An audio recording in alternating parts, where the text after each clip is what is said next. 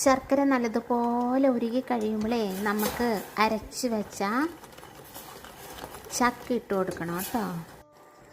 ചക്ക അരച്ച് വെച്ചത് ഒഴിച്ചു കൊടുക്കാമേ. ഇത് നല്ലതുപോലെ ഇളക്കി വേവിക്കാം. ഞാൻ ചക്ക അരച്ചപ്പം ഒരു ഏലക്കയും കൂടെ ചേർത്തിരുന്നു കേട്ടോ. ഇനി നമുക്ക് തേങ്ങ ചേർക്കാമേ. ഇത് മിക്സ് ചെയ്യാം. ഇനി അരിപ്പൊടി ചേർക്കാം. നല്ലതുപോലെ ഇളക്കണം, അല്ലെങ്കിൽ കട്ട പിടിക്കുവേ. ഇതിന് തണുക്കുമ്പം ഒന്നും കൂടെ സെറ്റായിക്കോളും. നമുക്കിതിൽ കുറച്ച് നെയ്യ് ചേർക്കാമേ. അപ്പോൾ ഒരു നല്ല മണം ഉണ്ടാവും.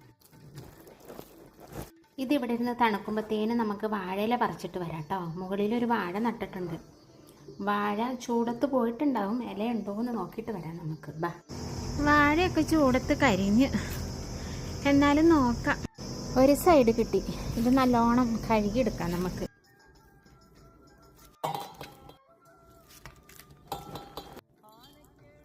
ഇനി നമുക്ക് ഓരോന്ന് ഇഡ്ഡലിച്ചെമ്പിൽ വെക്കാം.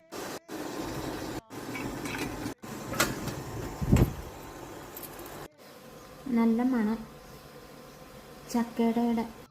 ഇതെന്തോന്ന് നോക്കാം. അയ്യോ, എന്തൊരു ചൂടാ.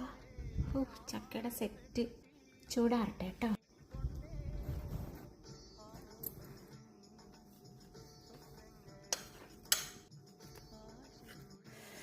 ചൂട് നല്ല എന്താ പഞ്ഞി പോലത്തെ ചക്കട. ചൂട്.